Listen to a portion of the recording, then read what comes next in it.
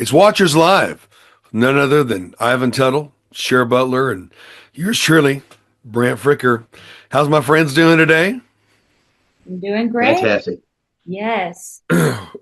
History always in the making. Very exciting. Gosh, where do you start? You know, um, being the gentleman we are, Cher, catch us up on you. And what are you seeing right now on the home front? Well, I'm doing great as usual, and I'm excited about the future and what the Lord is doing here in America and across the world. But right now, we're just in an unshakable time for things. I believe we're in the time where things that can be shaken will be shaken, and Hebrews so 13. Yeah. yeah, we're in that. We were in that in 2020, and everybody hoped that we would never go back there. We'd go back to normal. And then people started to say normal isn't coming back, and it's not. But we're in a time of another shaking that will bring about an awakening. And so, with that, one of the things that I think is front and center right now, and I want to ask you guys about it because there's not a lot of information, is these data centers. Now they're Yeah. showing up in little towns, in the little bitty towns, where you wouldn't expect them to hmm show up, and even in the little towns around West Texas and the Panhandle. I had a call this morning about how one's just popping up and no one knows about them. And I wonder why it's so secretive. If it's a data center to have to, deal with the database of AI, why is it such a big secret? Why is there not a lot of talk about it within our local governments who don't seem to have a lot to say about it? And some do. I'm not saying all, but it is more hush hush. Or at least that's what I've been seeing. And so, what do you guys think? I really want to hear your input because this is something that now we're having to face it. Now they're being built. Now they're coming up everywhere. What are these things and what's the real purpose behind them? hmm Ivan, you can go first. Sure, why not? Data centers. I have a good friend of mine, Paula Cartwriter, up in Michigan, hmm that she has been fighting against. There's this little town outside of Lansing, south of Lansing, and she is fighting to stop the data center from going in there. And she's got a whole group of people, and now they've gotten to the point where because the mayor keeps hiding everything, she's helped establish to where they're going to actually do a recall vote on the mayor and also some of the council members because they've been trying to hide this thing and push it through. And I didn't know anything about data centers until I started watching what she was doing, and it corrupts the water, it corrupts the air. It's a noise maker. It takes all the electricity in the town. And if everything else, if there's a power shortage, the AI center gets all of it, or the data center gets all of it, and the town gets left without power if there's an emergency whatsoever. And that's kind of like, they're like, hey, look, we're tired of this. We don't want it. They also have one trying to go in up in Bangor, but some people caught that quick enough to where they're like, okay, we're going to stop this up in Maine, by the way. And so they're popping up all over the place and they're hitting these little small towns because they can basically buy up the mayors and the people of those small towns because there's not a whole lot of people paying attention in the small towns like they are in a big city. Big city usually requires more things to be done, so they target the smaller towns, and they're popping up like crazy. And it's all about AI. That's what it is. It's trying to support AI. And I guess now, from what I understand, they're talking about they're wanting to move a lot of it, south of the border, set up AI center or data centers down there. The problem is they can't be watched as closely as they can in the U.S. So that's why they're popping up in little towns.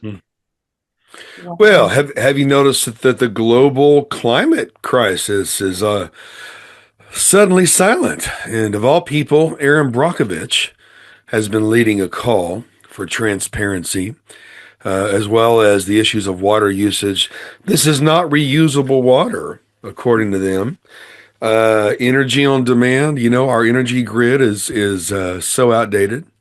I think purposely it has not been updated because of changes in our weather, changes in our environment, and of course, noise and health, the humming and all the issues that go with it. I think it's just like the 5G towers that were supposed to improve your internet and your phone. But whistleblowers, even before the pandemic, were talking about, well, what's this component on the 5G towers called COVID-19?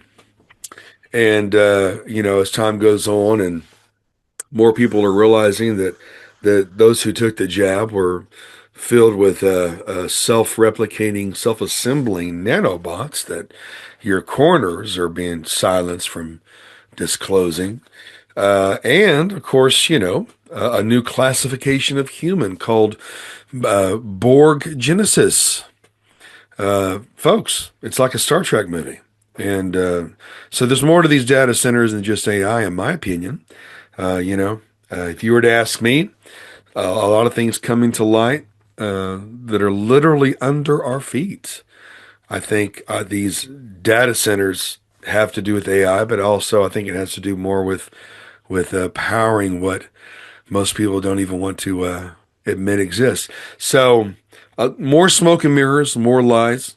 I did have a refreshing experience though with the general manager of a major TV affiliate, and he is a believer, and he wants nothing to do with national media as much as possible. He wants local media. And that was so refreshing to hear someone that was really high up in media voice how he wants to concentrate on being transparent and providing local news. Very refreshing from a secular standpoint. It seems like Christian networks don't even want to touch this issue. But anyhow, a lot of uproar, but it wasn't a pastor, it wasn't a minister, it wasn't a parachurch organization leader. It was Aaron Brockovich leading the charge. So very interesting times, folks, and the global crisis, the new religion of science is strangely, or perhaps not strangely, silent when it comes to the environmental destruction for data centers. But you know what? If your administration is receiving billions of dollars, what are you going to do? Well, are you going to tell the truth? Hopefully you will. But unfortunately, I just think it's more of the same. People don't realize that China alone put up 9 billion cameras during the pandemic. And we were told to stay inside while these towers went up around us. And before I hand it back off, when I was driving in the desert, I drive in the desert a lot. But when I was driving in the desert, I tried not to take phone calls because I could literally feel the waves coming through my head. I'd get headaches when I was on the phone driving in the desert because of the pull and the bouncing off the towers. Well, when we were locked in or locked down, I never obeyed, but when we were locked down in Amarillo from Mayor Ginger at the time, I said, Christine, I'm feeling that feeling all the time now. And I could tell when they had turned those towers up, most people would probably lose sleep at night if they knew that the 5G towers alone could be turned up and kill everybody. So here we are, more secrecy and more moves by a Luciferian elite. So I'm not saying AI is bad. You've been using AI, folks, a lot longer than you think you have. Every time you said, "Hey Siri" or Alexa, you've been using AI. Did you know that? So anyway, interesting what's happening. And but as always, we give directives on the watchers as well, to watch and pray, but also to take care of your own. Interesting. In the meantime, Iran, surprise, surprise. I'm very shocked that any kind of a deal was made with Iran. They've never kept a deal. And this political movement they call Islam operates in 3 phases all the time anyway. Right now it's tequila time. They lie until they gain a foothold. And I'm not pleased that the same regime that killed 80,000 of their own all of a sudden has time to rebuild some of their supplies under a current agreement. I don't know what you think about that. Well, I'm going to jump in real quick because it's a twofold process, twofold thing that's happening here. One, this agreement was signed to try to open up the Strait of Hormuz. That's the number one reason why, just to be blunt. And there's another reason why it was signed and the way it was done. And Trump has his finger on the trigger. I mean, he does. He's just ready. He's like, okay, I don't trust him. We're going to do this. I don't trust him. If I have to, I'm just going to pull the trigger. And if he pulls the trigger this time, it's going to be a lot worse than it was last time. It's not going to be playing around. We're not just going to hit a few little things and then take off and say, okay, now you guys want to agree to it? No, they're just going to go, okay, we don't trust you. But what he's hoping for, and the reason why he's doing this, and I'm going to give you a little inside information spiritually. Okay. So this is what's going on. He's betting, if you want to use that word, that the people themselves will start to revolt even more than they ever have. And you're going to watch that arms are going to be secretly sent in to the Iranian people, so they'll be able to have arms, not through the Kurds that did it the last time, but through some other groups of people. So they'll be getting arms in there. They'll be doing some things. This is a planned program that he has set up. He believes that these people will never keep their word. He already knows that. He's going to push it as far as he can. He's going to get the strait opened up. We're going to drop the oil prices, drop the gasoline prices, just like I said before. And these things are going to happen. And he's doing it hoping that the people inside will revolt even more so to turn over their own government instead of outside sources having to do it, so that the other places like Saudi Arabia, Kuwait, and all those places won't be so upset that we changed the regime. There was a regime change. He's betting that the people themselves will do the regime change. They're going to do it. And you watch what happens. Watch what happens over the next 6 months. And watch the things that are going to be going on. There's going to be a lot of stuff happening over the next 6 months over there. And you'll be able to see it. You're going to hear them talk real tough, and you know the Iranians, was it Iranian Republican Guard, whatever it's called. Right. They're going to start talking tough and this and that and everything else. But you watch what happens. It's just all talk.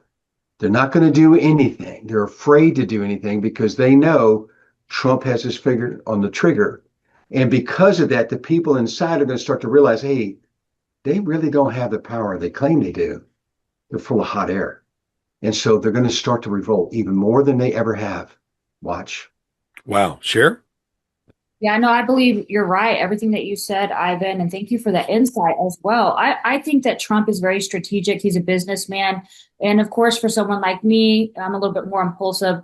I'm like, what's going on here? Like every day, like, oh, it's a deal. It's going to be signed. Oh, it's not going to be signed. Oh, it is signed. It's not, back and forth to the general public. It can be frustrating, especially with us who are like, we want something to be done today.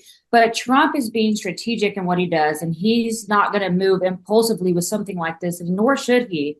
But I believe it's also, this deal is strengthening our relations with other nations. And whether we agree with their policies and their theology and their politics, we still need to have that strength to have peace within the world. So a part of this is strengthening us with others. So if he just does only what he wants to do and he doesn't listen to anybody else, then that breaks those cords. So he is actually forming some strong cords with other nations right now, which is good for us. I do believe, like you said, the Iran, they're going to bluff. They're always going to be talking. They're going to do what they've always done. We can recognize that pattern, but we really do have the upper hand, although there's still a lot of tension. But when it comes to the oil, like you mentioned, the oil prices, I think it was yesterday that Trump told the oil companies to lower the prices. He said, there is no reason for them to do that. So we see price gouging, of course, again. With this inflation, there's no reason for it. And so he did say he would have the reserve looking into these things if the prices did not get low again. So of course we know there's always going to be greed in the world. And I live here around the oil field. And so, of course, we know how these big companies operate. A lot of them are woke, unfortunately. All of the big gas and oil companies are completely woke. Some of them even have their own gay pride parades and all of that. But if you, as a Christian, go and ask them to support your organization, they give you a letter saying that they can't because it's religious, but they'll spend tons of money supporting the woke culture. So that's just where we're at right now. Hmm. And we know that this has been going on, like you said, for years. But I think, I don't know, Brent, what do you think? I think that the reason all of this is going on and has progressed is that, and this was, I was talking to my mom about this. She's very in tune with the political arena. She's called it that. But that Obama actually has had and does have a shadow government. He Oh still yeah, oh has. yeah. So I'm praying that this gets exposed because it's been, what, 20 years now of this shadow government, and people call it conspiracies, but he's the reason why Islam is blowing up here. And we see these encounters like, I think it was at the HEB with a woman on the news. They said she was harassing Muslims, but she really wasn't. What she was doing was standing up for her Tell the country truth. and telling the truth about terrorism. And I stand with her. I do not want a terrorist regime moving into our towns and our school districts with our children, because it's dangerous. But what do you think about the shadow government? Is this something that obviously you've known about this, but you probably know more than I do. Well, maybe not. Before I go into that though, people need to understand that Biden emptied our reserves for a lower gas price during his midterms. They need to understand that. And that you are correct. There is no reason. We have more oil than we've ever had now. And we've acquired Venezuelans oil as well. There's no reason for oil prices to be this high, except for the decision of woke oil companies in an effort to hurt Trump's midterms. That's what it is. It's greed. And it's a shame. As far as Obama, yeah, I'm very well acquainted. I'll never forget seeing a news story. Actually, it was a CNN and Fox. They were covering a story. This young, handsome mulatto man being sang songs to in Kenya by Kenyans because he was from Kenya, which illegally, according to our constitution, you can't be and be a member of Congress or Senate, much less dual citizenship as we're seeing. But I remember seeing him and I thought, something doesn't feel right, but this man is going to be a leader. Sure enough, Hollywood tried to prepare America with the series 24, with a black president and Kiefer Sutherland. And then, of course, conveniently, there's the election. But Obama's Muslim Brotherhood and CARE, a front for the Muslim Brotherhood, co-conspirators in the Holy Land Foundation terror trials. I knew in 2010 when I was reporting as a correspondent for Brigitte Gabriel. All across America, I was interviewing people about Obama's Muslim Brotherhood and his CARE. Those were his advisors, And so his organization, Organized for Action, that's who BLM and Antifa are. That's his army and his imported army. We keep hearing of arrests on the horizon. I'll believe it when I see it. I believe it's going to happen. I hope. But yes, he has the largest grassroots organization in America, and they're the paid thugs. Don't insult our intelligence and call them protesters. They're local terrorists. They're domestic terrorists. They can't tell you why they're protesting. And of course, we had intel before January 6th. How many months of Craigslist ads were people saying, Antifa, wear your MAGA gear? They knew what they were doing when they sabotaged. And well, you're an election denier. Well, no, you're an idiot if you don't know all of the evidence that even Georgia, even others, swing states are admitting to about the 2020 election. And so here we are. But yeah, that's of course the shadow government. As a matter of fact, and I can say it now. I can say it now. Bottom line is the good guys that were left in our government fighting the deep state that is headlined by their puppet Obama. He wants so bad to be the Antichrist. The good guys in our government went to Trump and said, "There's either going to be a coup that will lead to civil war for this piece of garbage who works for multiple. He's an asset for multiple agencies." We will either overthrow him or coup, or we'd like for you to run. Well, Trump who's been speaking the same since the 80s, since Oprah, since Letterman, all that. He decided to run for his country. He didn't want to see a civil war. And so that's how all that came together. You had the deep state and those who were constitutionalists, if you will, about to have a civil war. And the media wants so bad to have a race war now. That's why, when they see all of their imported army fighting age men being deported, not all, then they're wanting a race war really bad. And unfortunately, we are seeing factions of a community that are thugs, animalistic, and attacking innocent people. They claim to be killed by the police and killed, but they're attacking civilians, and so they're just doing what they're paid to do, paid to vote, you know. But the 20% of that demographic, just like the 20% of whites as well, we have thugs on both sides. We have ghetto on both sides. We call ours meth heads. They call theirs a different name. And but I just hope to see the good people come together. But yeah, we've been fighting this. What is the shadow government? Well, it goes even higher than that. This is a war between good and evil. There really are a number of families who have always ran the show, who have always intermarried, and they feel it in their Luciferian ideology that if the people push back, you didn't hear about data centers going south until people push back. If the people push back, then they relent or they withdraw. And it's just like their father, Lucifer, the father of lies, to kill, steal, and destroy. Resist the devil and he will flee. Look into that.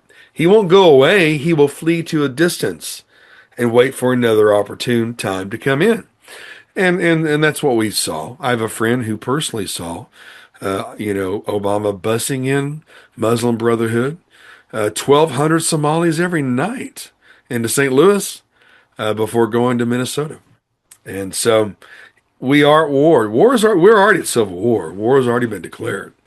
Your pastors may not want to talk about it, but we are at war. And that's where we are. So yes, he has a shadow government. But we know this. We know this from the word. And both of you have always been right on about Iran too. Trump has dealt with Iran in business before. He knows what they are and who they are. The Persians hate the regime. But what does confuse me a little bit is, how is the world's most advanced army not able to secure the Strait of Hormuz? Do they really want to? Well, actually, there's more to it than that. As far as controlling that. I'm sorry, I'm probably talking over Cher here. No, go ahead. Yeah. So there's just a lot more to it. Okay, so there's going to be more things going to be happening.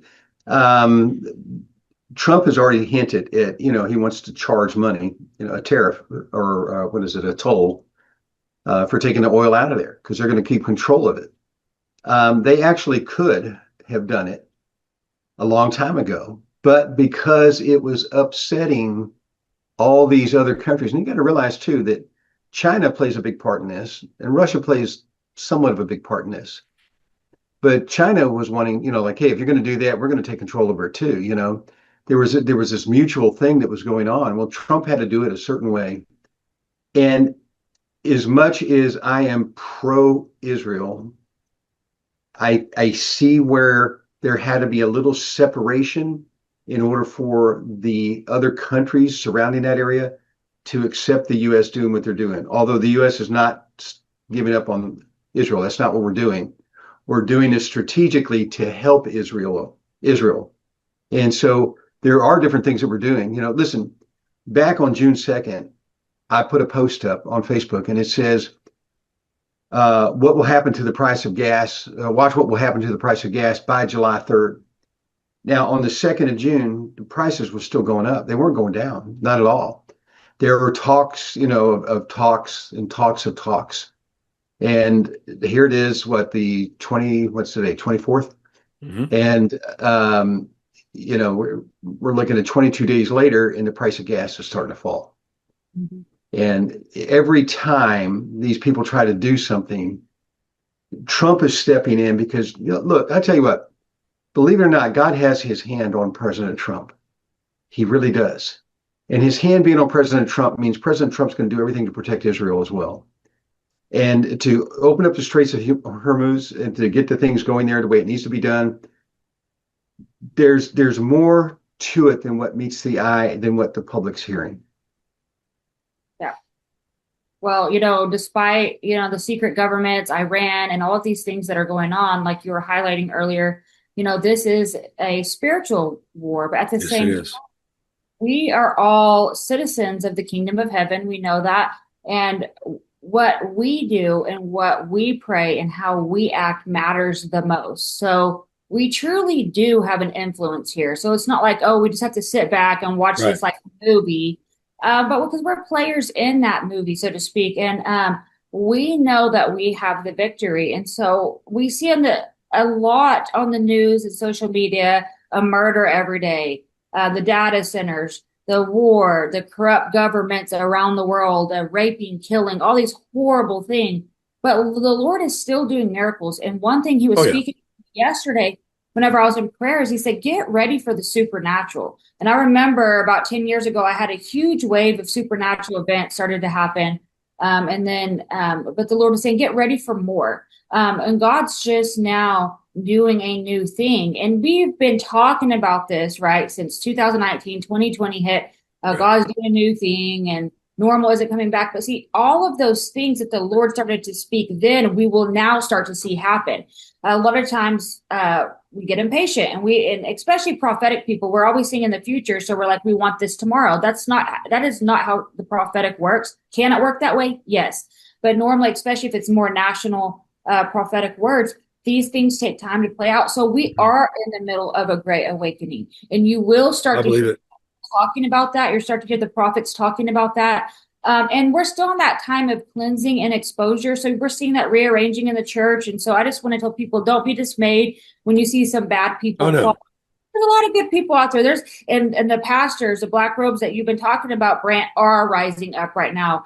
People who are not sissies, are not afraid to speak out. But one directive I would give to you as a man or woman of God is when you speak out and how you do it really does matter. Because I've seen some good conservative people speaking out, but just getting to the point where they're angry and they're cussing and name calling. And it's like, we have to have good godly character because we need to come together, and I understand emotions are high, but we've got to get out of the emotional, more of that soulish realm into the spiritual, where we're in step with the Holy Spirit, and get ready for the supernatural, get ready for the miraculous, get ready for the miracles. And entrepreneurs, right, are rising. This is the season for the entrepreneurs, the Christian kingdom of God entrepreneurs, to start taking hold. You know what? If these data centers are coming up, invest in them.